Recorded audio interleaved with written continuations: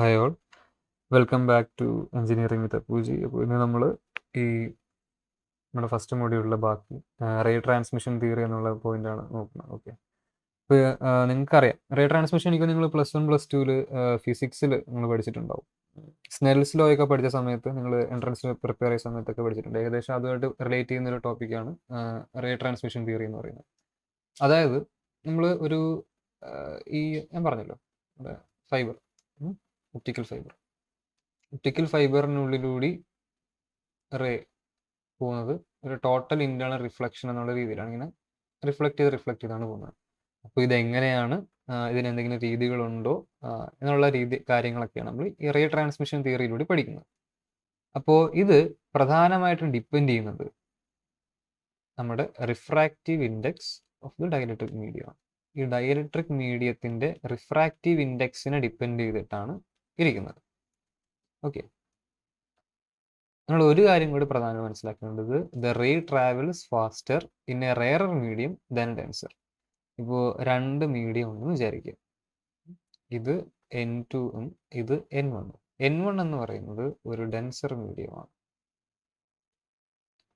N2 എന്ന് പറയുന്നത് ഒരു റെയറർ മീഡിയമാണ്. N1 ഡെൻസർ ആണ്, റെയർ ആണ്. അപ്പോൾ ഒരു റേ ഇവിടെ വരികയാണെങ്കിൽ, ഇങ്ങനെ രണ്ട് പോവുകയാണെങ്കിൽ this ray will travel faster and this will be much more slow. കാരണം the ray travels faster in a rare medium than denser എന്നുള്ള പോയിന്റാണ് നിങ്ങൾ അവിടെ ഓർത്ത് വെക്കേണ്ടത്. ഓക്കെ, ഈ 2-3 പോയിന്റ് വെച്ചാൽ നിങ്ങൾക്ക് ഏകദേശം റേ ട്രാൻസ്മിഷൻ തിയറിയുടെ കാര്യങ്ങൾ മനസ്സിലാവും. ഇതിൽ ഈ അകത്തുള്ള ഭാഗത്തിനാണ് നമ്മൾ അതിൻ്റെ കോർ എന്ന് പറയുക, പുറത്തുള്ളതിന് ക്ലാഡിങ് എന്ന് പറയും. Okay, cladding. പിന്നീട് ഈ റിഫ്രാക്റ്റീവ് ഇൻഡെക്സിന് ഒരു ഇക്വേഷൻ ഉണ്ട്. അതായത് റിഫ്രാക്റ്റീവ് ഇൻഡെക്സിന് ഇക്വേഷൻ ആണ്, ഞാൻ PDF കൊടുത്തിട്ടുണ്ട്. The velocity of light, C ആണ് ലൈറ്റ് ഉദ്ദേശിക്കുന്നത്, velocity of light in vacuum divided by the velocity of light in medium. ലൈറ്റിന്റെ സ്പീഡ് നമുക്ക് 3 × 10⁸ ആണ് നമുക്കറിയാം. ബൈ ഇപ്പോൾ മീഡിയത്തിൽ പോകുന്നത് ഇപ്പം ഒരു 3000 ആണെങ്കിൽ ഇതായിരിക്കും അതിൻ്റെ റിഫ്രാക്റ്റീവ് ഇൻഡെക്സ് എന്ന് പറയുന്നത്. ഓക്കെ, ഒരു എക്സാമ്പിൾ പറഞ്ഞാൽ ഇങ്ങനെ ശരിക്കും കണക്കൊന്നുമല്ല, ഞാൻ നമുക്ക് മനസ്സിലാക്കാനായിട്ട് വേണ്ടി പറഞ്ഞു തന്നൊരു കാര്യമാണ്. So you have to do, ഒരു കണക്ക് ചെയ്യാൻ വന്നാൽ നിങ്ങൾ ഇങ്ങനെ വേണം അത് ചെയ്യാനായിട്ട്. ഓക്കെ, പിന്നെ ഈ light, the light rays incident on the interference between two dielectrics of differing indices refraction occur. Refraction occur ചെയ്യണമെങ്കിൽ രണ്ട് രീതിയിലുള്ള റിഫ്രാക്റ്റീവ് ഇൻഡെക്സ് അവിടെ ഉണ്ടാവണം, N1 and N2. എന്നാൽ മാത്രമേ അത് റിഫ്രാക്റ്റ് ചെയ്ത് ഇതുപോലെ റിഫ്രാക്റ്റ് ചെയ്ത് പോകുള്ളൂ. സോറി, ഇവിടെ. ഓക്കെ, എന്നാൽ മാത്രമേ ഇവിടെ റിഫ്രാക്റ്റ് ചെയ്ത് പോകുള്ളൂ. ഒരു 5.2 എന്നുള്ള ആംഗിൾ, ഇവിടെ 5.1 എന്നുള്ള ആംഗിൾ. ഇവിടെ റിഫ്രാക്റ്റീവ് ഇൻഡെക്സ് വരണമെങ്കിൽ രണ്ട് രീതിയിലുള്ള ഒരു റയറർ ആയിരിക്കണം, ഒരു ഡെൻസർ ആയിരിക്കണം, ഇവിടെ റയറർ ആയിരിക്കണം. എന്നാൽ മാത്രമേ അത് നടക്കുള്ളൂ. ഈ ഡയഗ്രാം തന്നെയാണ് ഇവിടെ ഇരിക്കുന്നത്. ഇത് കൃത്യമായിട്ട് അറിയാം. ഞാൻ കുറച്ചുകൂടെ സൂം ചെയ്ത് കാണിച്ചു തരാം. ഒരു ഇൻസിഡൻറ്റ് റേ ഇവിടെ വരികയാണ്. ഇൻസിഡൻറ്റ് റേ വരുന്ന സമയത്ത് ഒരു 5.1 ആംഗിൾ ടു ദി നോർമൽ, ഇത് നോർമലാണ്. ഇതിന് 5.1 ആംഗിൾ ഇൻസിഡൻറ്റ് റേ വരുന്നു. ഇത് ഹൈ ഇൻഡെക്സ് ആണ്. ഗ്ലാസ് എന്ന് പറയുന്ന ഒരു ഹയർ ഇൻഡെക്സ്, റിഫ്രാക്റ്റീവ് ഇൻഡെക്സ് ഉള്ളതാണ്. അവിടെ നിന്ന് ലോവർ റിഫ്രാക്റ്റീവ് ഇൻഡെക്സിലേക്ക് പോകുമ്പോൾ ഇത് എന്ത് ചെയ്യും, റിഫ്രാക്റ്റ് ചെയ്ത് പോകുന്നു. ഞാൻ നേരത്തെ പറഞ്ഞ പോയിന്റ് നിങ്ങൾ ഒന്നുകൂടി ഓർക്കുക. അതായത് ഞാൻ പറഞ്ഞു റെയറിലാണ് എന്ത് കൂടുതൽ, സ്പീഡ് കൂടുതൽ അല്ലേ, ഡെൻസറിൽ സ്ലോ ആണ്. ഓക്കെ, ആ പോയിന്റ് നിങ്ങൾ മനസ്സിലേക്ക് അറിയല്ലോ. ഡെൻസറിൽ സ്ലോയും റെയറിൽ ഫാസ്റ്ററുമാണ്. അപ്പോൾ ഇവിടെ നിന്ന് വരുന്ന സമയത്ത് ഇൻസിഡൻറ്റ് റേ ഒരു ഡെൻസർ മീഡിയത്തിലായിരിക്കും. ഇപ്പോൾ ഡെൻസർ മീഡിയത്തിൽ വരുന്നതിനേക്കാൾ കൂടുതൽ എന്തുകൊണ്ടും ആംഗിൾ കൂടുതലായിരിക്കും റെയറർ മീഡിയത്തിലേക്ക് എത്തി എക്സിറ്റ് ആയിട്ട് പോകുമ്പോൾ. That is 5.2 will be always greater than 5.1 when we take an example where the N1 on which the 5.1 angle is related is a denser and 5.2 with the N2 angle is related is a rarer medium. പിന്നെ നിങ്ങൾ ഒരു point കൂടെ മനസ്സിലാക്കുക, ഇങ്ങനെ പോകുന്ന സമയത്ത് റിഫ്രാക്റ്റൊക്കെ ആയി പോകും, ഓക്കെ ഫൈൻ. പക്ഷെ ഒരു ഭാഗം റിഫ്രാക്റ്റ് ആയി പോകുന്ന ലൈറ്റിന്റെ ഒരു ഭാഗം എന്ത് സംഭവിക്കും? പാർഷ്യൽ ഇന്റേണൽ റിഫ്ലക്ഷന് വിധേയമാവും. സോ ദാറ്റ് ഈസ്, ഒരു മീഡിയത്തിൽ ഒരു ലൈറ്റ് റേ വരുന്നു, അത് റിഫ്രാക്റ്റ് ആയി പോകുന്നു, പക്ഷെ കുറച്ച് ഭാഗം തിരിച്ച് അകത്തേക്ക് തന്നെ വരുന്നു. ഇതാണ് ഇവിടെ ഉദ്ദേശിച്ചിരിക്കുന്നത്. ഇതാണ് അതിന്റെ ഫസ്റ്റ് പോയിന്റ് എന്ന് പറയുന്നത്. I hope you can understand that. Okay, ഇതിന്റെ ബാക്കിയുണ്ട്. ഇതൊക്കെ ഈ രണ്ട് ഡയഗ്രാം ഞാൻ പറഞ്ഞുതരാം, ഇത് ബാക്കിയുള്ള പാർട്ടാണ്. ഓക്കെ, പിന്നെ the ray approaching the interface is propagating in dielectric of refractive index n1 is at an angle phi1 to the normal.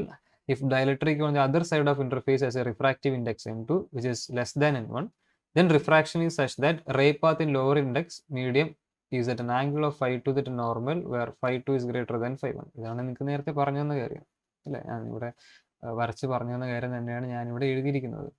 അതായത് the ray approaching the interface is propagating in a dielectric of refractive index n1. n1 എന്നുള്ള ഒരു refractive ഇൻഡെക്സിലേക്ക് എന്ത് approach ചെയ്യാണ്? ഒരു ray approach ചെയ്യാണ്, propagate ചെയ്യാണ് അല്ലേ? Angle 5-1, ഈ 5-1 എന്ന് പറയുന്ന ഈ ആംഗിളിലേക്ക് ആണ് വരുന്നതെന്നാണ് ഉദ്ദേശിക്കുന്നത്.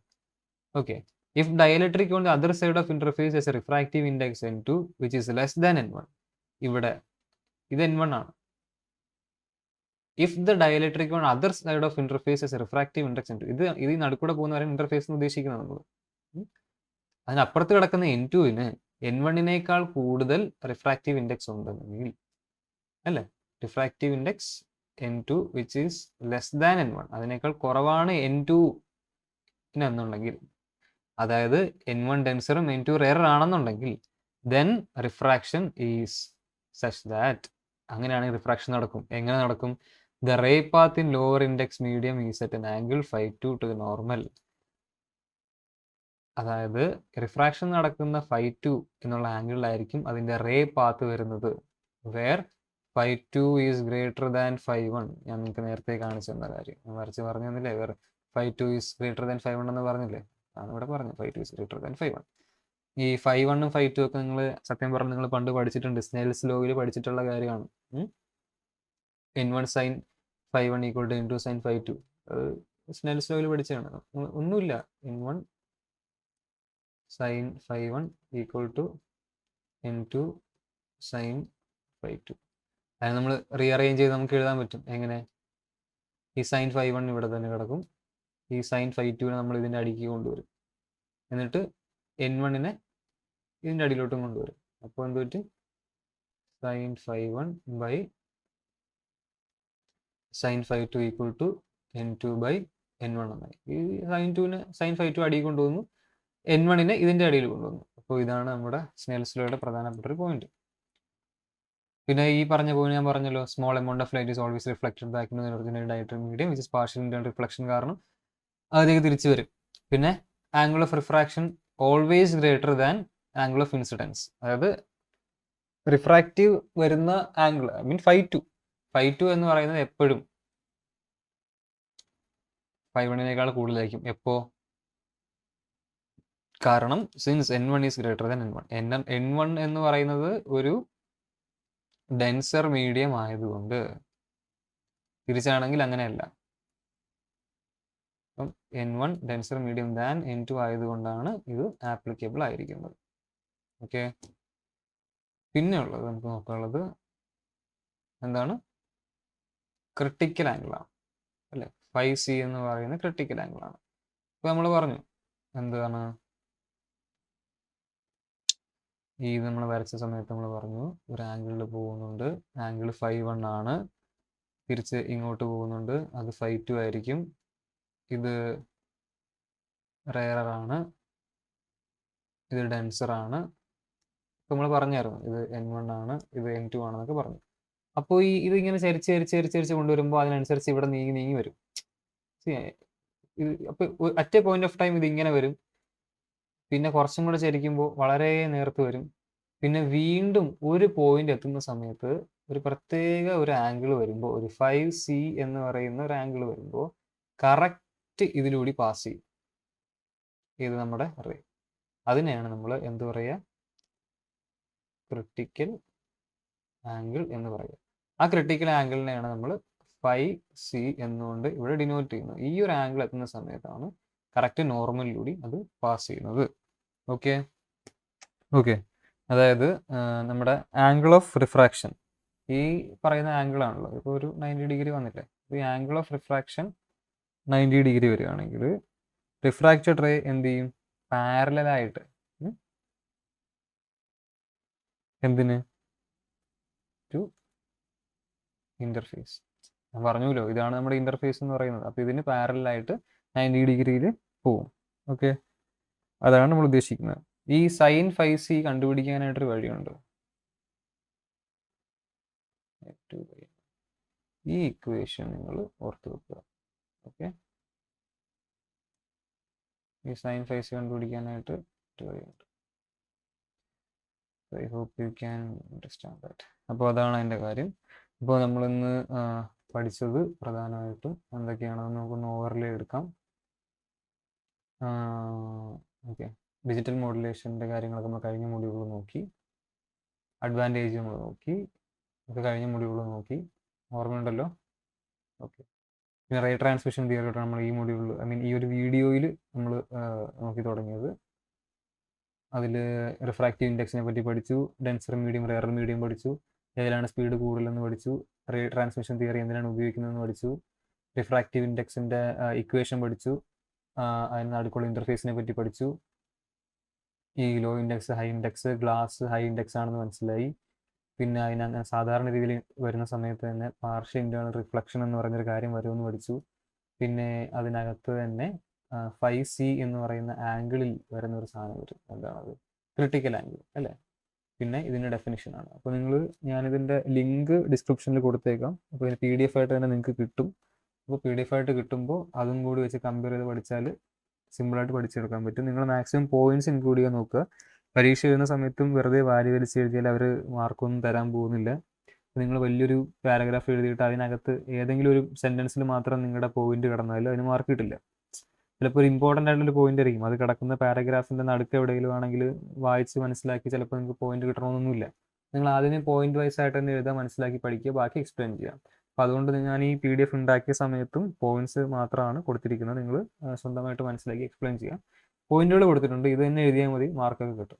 ഓക്കെ, അപ്പോൾ അടുത്ത വീഡിയോയിൽ നമുക്ക് ഇതിൻ്റെ ബാക്കി പാർട്ട്, ക്രിട്ടിക്കൽ ആംഗിൾ കഴിഞ്ഞിട്ട് ടോട്ടൽ ഇൻറ്റേർണൽ റിഫ്ലക്ഷൻ, പിന്നെ അതുമായിട്ട് ബന്ധപ്പെട്ടിട്ടുള്ള aperture, numerical aperture, acceptance angle, അങ്ങനെ കുറച്ച് കാര്യങ്ങൾ നമുക്ക് അടുത്ത വീഡിയോയിൽ നോക്കാം. ഓക്കെ.